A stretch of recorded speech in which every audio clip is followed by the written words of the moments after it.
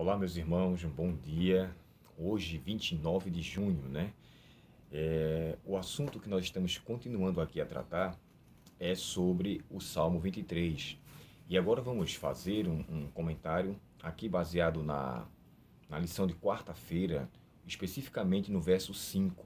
E eu queria ler com vocês o verso na Bíblia, tradução ecumênica da Bíblia, que diz assim, ó. Diante de mim, faz-me servir uma mesa em face dos meus adversários. Perfumas-me a cabeça com óleo. Minha taça é inebriante. Olha só, existe aqui, nesse verso, pelo menos duas linhas de interpretação dentro dos estudiosos. Deixa eu falar aqui para vocês uma delas, melhor, falar as duas para vocês e dar um parecer sobre o sentido do qual Davi está mencionando.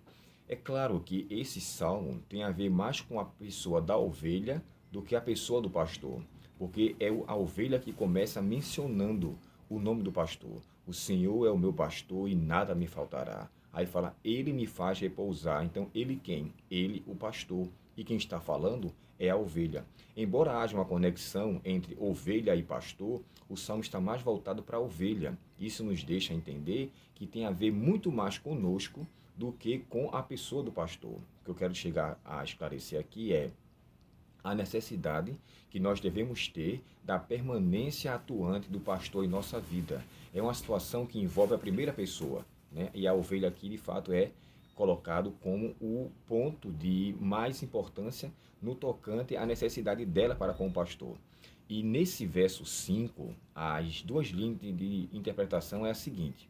Primeiro, alguns acreditam que Davi talvez estivesse mencionando a expressão de preparas-me uma mesa, fazendo menção à ovelha em si, no tocante a ela estar em um ambiente e a mesa seria um lugar entre altos e baixos, onde o pastor conduzia a ovelha até lá, e essa condução dela lhe daria uma condição de ter paz, de ter tranquilidade, porque o óleo que serviria para ungí-la, ela tinha importância de, naquele aspecto ali especificamente, ao ser colocado sobre sua cabeça e sobre seus chifres, ela isentava com que moscas, com que mosquitos, com que elas não fossem inquietadas com nada.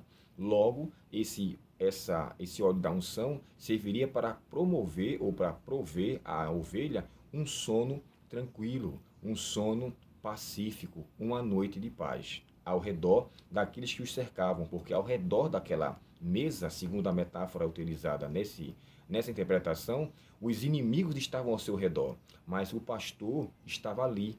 O pastor estava colocando elas em um lugar cercado por pedras, que eram os seus cuidados de então, e aquele cuidado fazia com que elas pudessem repousar seguras.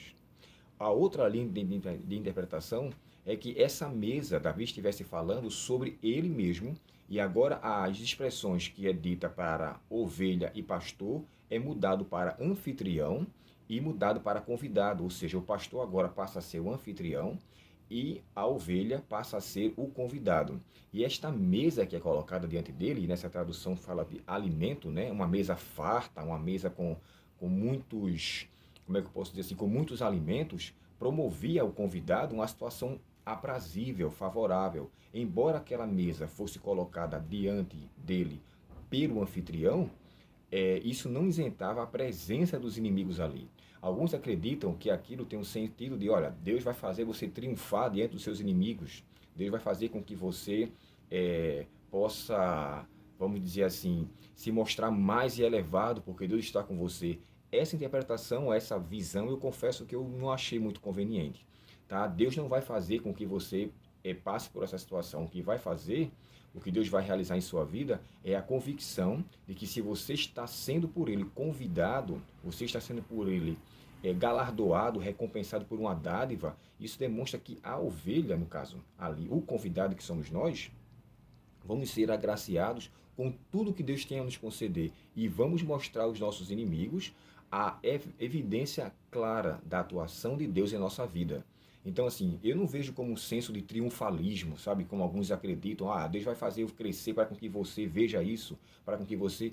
Eu acho que esse senso foge um pouco do cristianismo real bíblico e principalmente do que está aqui sendo descrito no Salmo 23. O que eu quero deixar aqui claro é o seguinte: nós temos, né, lamentavelmente, inimigos. Né? Tem pessoas que nos perseguem. A própria Bíblia fala em relação a isso. Né? Orai pelos vossos inimigos, bendizei o que vos maldizem. E é uma parte que diz anterior a essa, que agora me fugiu da mente. Rapaz, fugiu da mente agora. Quando ele pede para orar pelos vossos inimigos e bendizer o que vos maldizem, tem uma outra frase que agora fugiu da minha mente. Vou tentar me lembrar no decorrer do vídeo. Olha só. Então, em meio a essa situação, uma coisa que eu quero deixar muito clara aqui é o seguinte: Deus, ele está disposto a nos conceder uma bênção maior, que é a bênção da mesa farta. Só que essa mesa farta não deve ser levada em consideração como uma coisa, sabe, de muitas bênçãos materiais. O próprio Davi, que é o autor do Salmo, ele tinha até certo receio. Lembra-se que ele chegou a escrever uma certa vez dizendo assim: não me dê muito para que eu não venha me esquecer de ti, e não me dê pouco para que eu não venha mendigar. E mais adiante ele chega a dizer: nunca vi um justo desamparado, nem a sua descendência mendigar o pão. Então, assim, Davi sabia o que estava falando no tocante a isso. E todo o contexto, embora aqui, como já falei para vocês, ele já estivesse bem maduro, o conceito de Davi, na verdade, era que as bênçãos de Deus, e as principalmente espirituais, era que deveria valer. Lembre-se da promessa do Salmo, do Apocalipse 3,19, né? 3,20, quando fala assim: eis que estou à porta e bato. Se alguém ouvir a minha voz e abrir a porta, entrarei em sua casa e falar, cearei. Essa relação de cear é uma relação íntima propícia para um amigo íntimo, e tem uma pessoa e outra. Lembra-se que lá no Evangelho de Lucas, Jesus entra na casa de Simão, ele é convidado pelos fariseus. E quando chega ali, uma mulher entra, e a mulher, sobre os seus pés, ou melhor, aos seus pés, ela chora, ela coloca sobre Cristo um bálsamo perfumado. E aquilo ali era uma forma tradicional da época. E é interessante essa expressão, porque existia o costume de quando uma pessoa entrasse na casa de alguém, ela era ela era recepcionada de uma forma muito aprazível. E quando Simão questiona se ele soubesse quem era essa mulher, ele não teria ou aceitado isso. Aí ele chega a dizer assim: Simão, entrei em tua casa, tu não ungiste a minha cabeça, tu não me colocaste, lavaste os meus pés, você não chegou a me receber como de costume, pois esse é a forma como Deus quer nos receber. Deus quer nos receber com toda a recepção de bem-vindo, de boas-vindas. Só que para isso, a gente precisa nessa terra receber as dádivas de Deus de acordo com a sua proporção, consciente de que o cuidado de Deus vai sempre estar conosco.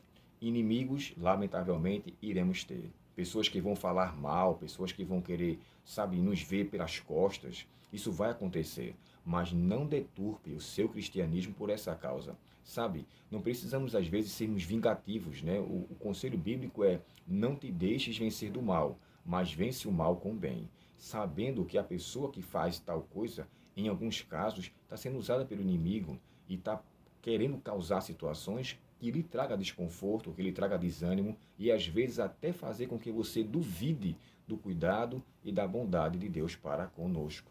Portanto, não duvide disso. Tenha certeza, Deus está ao seu lado e essa mesa farta Ele quer preparar para você todos os dias. O cuidado de Deus é para conosco todos os dias. A bênção de Deus se renova a cada manhã com sua misericórdia todos os dias. Então, fique certo que nos braços de Deus você estará sempre seguro. E mesmo em meio à adversidade, Ele estará com você. Amanhã nós vamos terminar o assunto da lição estudando sobre a bondade e a misericórdia. E eu aguardo você amanhã. Lhe peço perdão, porque a gente começou o vídeo, né, e eu estou um pouco preocupado com a questão aqui do horário, e a gente não fez uma oração. Mas eu vou orar com vocês aqui agora, pedindo para que Deus o abençoe, pedindo para que você possa nos ajudar no tocante a compartilhar esse vídeo, a fazer com que ele alcance o maior número de pessoas, no tocante às pessoas conhecerem sobre a essência.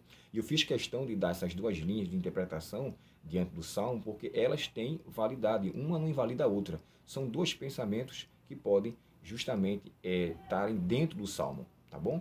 Portanto, vamos orar nesse momento, e eu agradeço a Deus e a vocês por estarem nos ajudando nesse sentido. Oremos então. Querido Pai Celestial, obrigado porque a Tua palavra nos ajuda a conhecermos cada dia melhor a Tua vontade. Eu te peço, Senhor, que aos meus irmãos, os que vão assistir esse vídeo, eles possam entender do cuidado, da bondade, da misericórdia do Senhor para com eles. Assim como eu preciso também aprender. E é bom, Senhor, é muito bom sabermos que estamos em Teus cuidados. Nos livra, Pai, do poder do mal, nos ajuda a, em meio aos nossos inimigos, triunfarmos, mas triunfarmos com o Teu auxílio, fazermos com que a Tua ajuda seja constante. E não sejamos, Senhor, iracundos, pessoas vingativas, mas que saibamos que ao Senhor pertence toda a retribuição e que essas pessoas, Senhor, que se deixam ser levadas, o Teu Santo e Bom Espírito alcance seus corações e lhe traga a consciência para que elas saiam das trevas para a Sua maravilhosa luz. Nos concede a Tua bênção, nos perdoa os pecados e obrigado por mais esta dádiva, Senhor. Nós te pedimos em nome de Jesus. Amém. Deus abençoe você. Tenha um dia abençoado com a sua presença e que a graça e a misericórdia de Deus certamente lhe cerque todos os dias. Em nome de Jesus.